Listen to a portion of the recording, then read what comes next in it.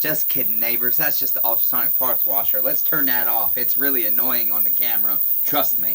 You see already.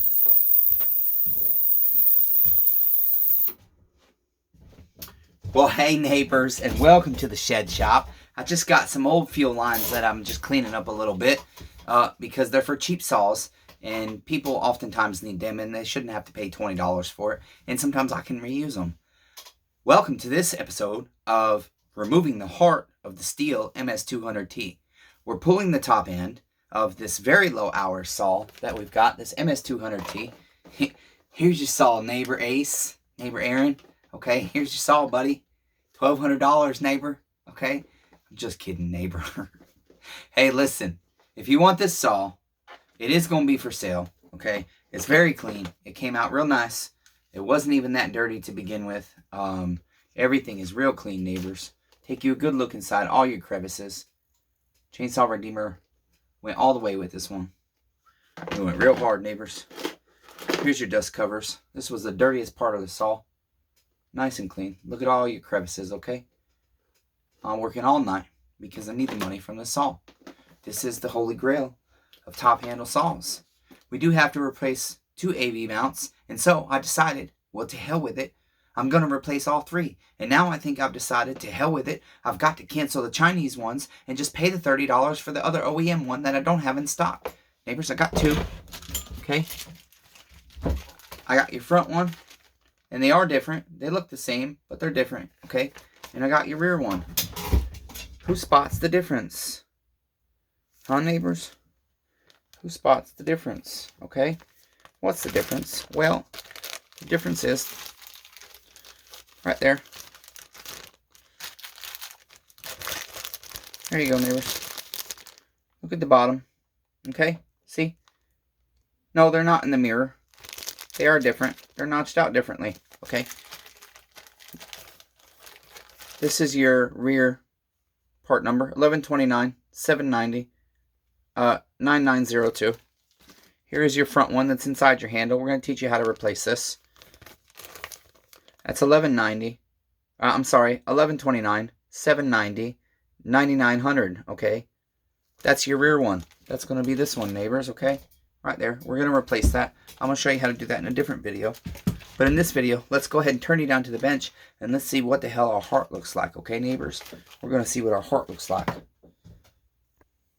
Here's our heart, neighbors. Here's our temple. Okay. Chainsaw Redeemer forgot to put his paper towel down to drain his oil on, but that's okay. We're going to drain it some more. I got to turn it this way because I'm tired, and I got to sit down for you, neighbors, so sorry. I do love these 200T top ends because I can fit my big, fat OEM steel Scrench T27 in there, and I like turning that better than I do my other one. Okay, I'm just cracking them all loose first.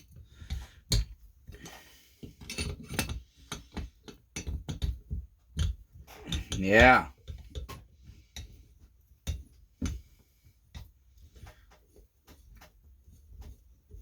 I did not vacuum pressure test this saw at all. It did run.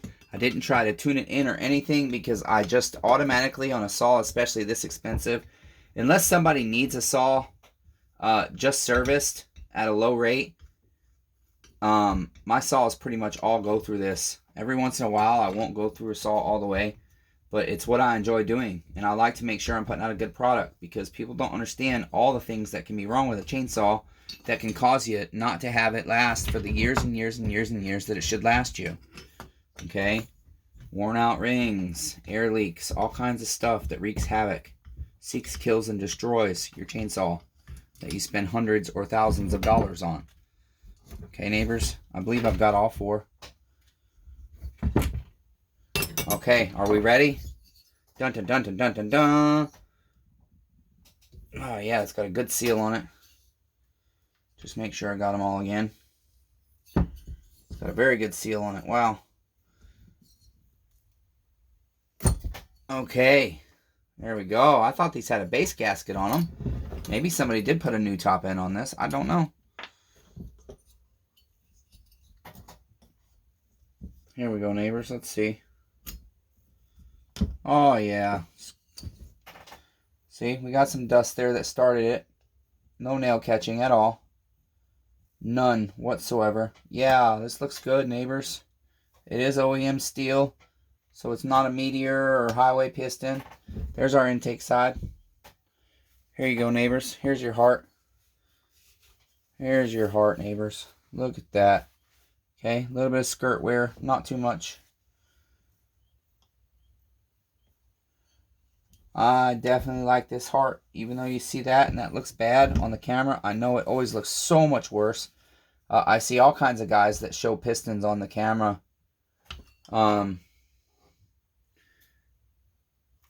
sorry, I'm just feeling up here above the rings and seeing if that catches nail. It does not. So I'll take like some 600 grit wet and clean the sides of the piston. But the top, we'll just put it in an ultrasonic bath. Most of that's going to come off in the ultrasonic bath. Okay? And what doesn't, we'll just take some sandpaper. Like 300 grit wet. Let's see, neighbors. I think I got some right here. And I'll show you a little trick. You can do it light. Okay, here's what I do. Yeah, you're getting an ultrasonic bath. Don't worry, neighbors. My spit won't be on your piston. You can do that, okay? If I don't have water nearby, it's smart to have a little tub of water, okay, neighbors? And you're just very gentle. Very gentle. I'm just very, very, very, very gentle. Okay, neighbors? Very gentle. Just like you're wiping a baby's bottom. Okay? That's got diaper rash. Very gentle. You can do that, okay? We're going to ultrasonic bath it, so we shouldn't need to do too much of this. But then we'll take off the chafering. So I'll get finer sandpaper. Once this is worn a bit, it's okay. And then I'll just take the edges a little bit here, okay? But just make sure we don't have anything catching. There is carbon here, okay? And we'll just kind of clean these edges up a little bit. We'll go inside our cylinder, do the same thing. Our cylinder looks good. Again, that looks terrible on the camera, and it looks terrible in front of me, but when I feel it, I know everything's okay. This is really low hours, I do believe it. I mean, it's just insane. I know what a low hour saw looks like. I've been in plenty of them. I'm trying to find my other cylinder bolts here that came out. I think I only lost 2. Okay, there they are. I don't want to lose these. I don't think I actually have any more of this size. Oh yeah, I do. Okay. I mean, look how mint and clean that is, you guys. That's crazy. I've not cleaned this at all. I've not even blown it off with the air. I lied. Yes, I did blow it off with the air compressor, but I mean, it's really clean. You can tell the muffler was leaking. So that's what happens when you reuse a muffler gasket, you guys. That's why I almost never reuse them unless I don't have a choice. I'm 100% certain I'm going to replace the muffler gasket on this. I think I have one in stock. I hope I do, because I'd hate to have to not be able to sell the saw over a muffler gasket. Because I can tell by that discoloration, the muffler, and all this right here, that saw's running rich. It's been running really rich, which isn't a bad thing.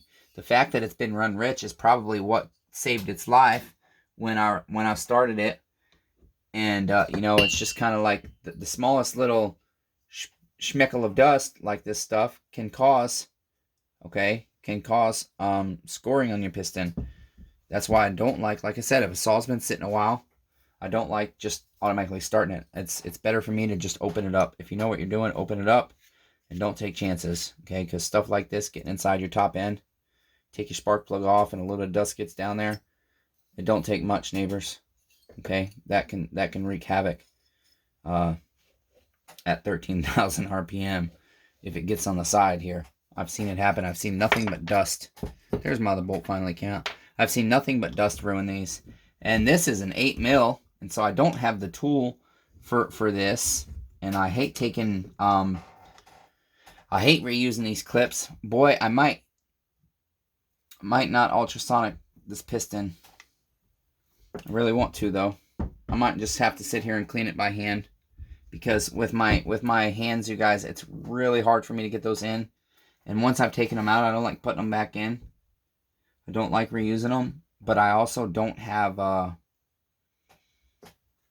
I don't have any 8 mil clips to my knowledge because I believe the 192 is a 10 mil.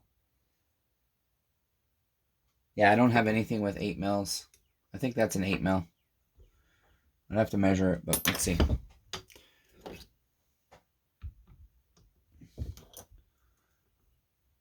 Well, yeah, that's an 8 mil wrist pin, I believe.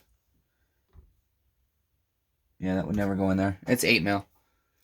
Okay, so basically, I could take, actually, I do have an ms200t top end, Meteor top end that I could take a clip out of, and their clips are C-clips, just like the Meteors, or just like the Steels. So that's what we'll do. Our heart looks good, neighbors. We will 100% give this an ultrasonic bath. Look, they even didn't have their spark plug tied off. Neighbors, this stuff kills your chainsaw.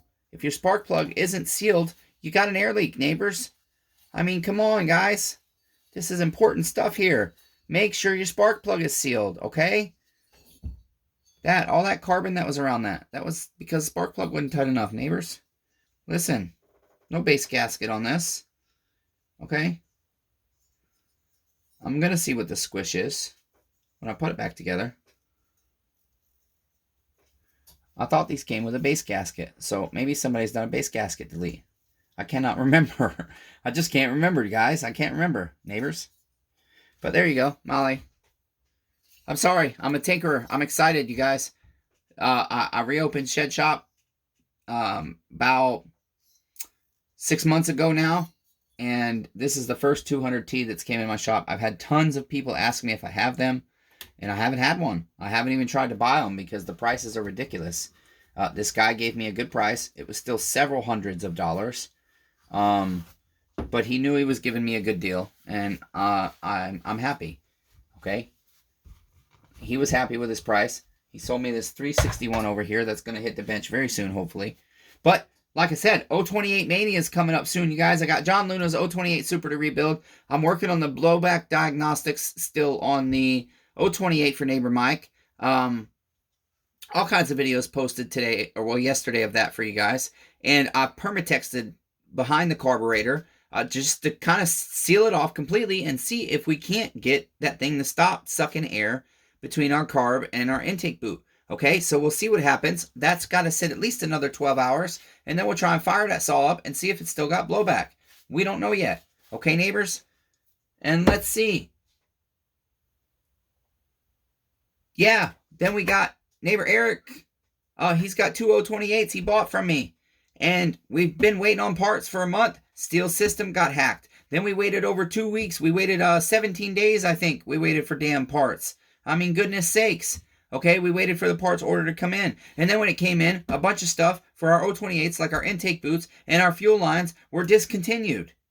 And then the other stuff, like our little flanges that go inside your boot for your carburetor that can cause an air leak and can cause that air leak to seek, kill, and destroy your chainsaw because you can never get your mixture right. And your damn air filter is filling up with fuel and you don't even know.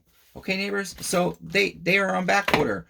For how long, who knows? But I've got to get these 028s out of my shop. And I really hope I resolve the blowback problem with neighbor Mike's saw, because then the Nightmare ms290 to 390 conversion is having the same damn kind of problem, and I'll just permatext it because he don't give a shit about his stuff being redneck. Neighbor Mike said it was fine if I had no other option. I said, neighbor Mike, I got no other option. There's no new OEM intake boots, and the aftermarkets do not seal. So that's it. Here's the heart of your ms200t, neighbors. I'm sorry I'm jabbering. Until next time, be kind to one another. Everyone's facing a battle. And hey, like the damn video, please.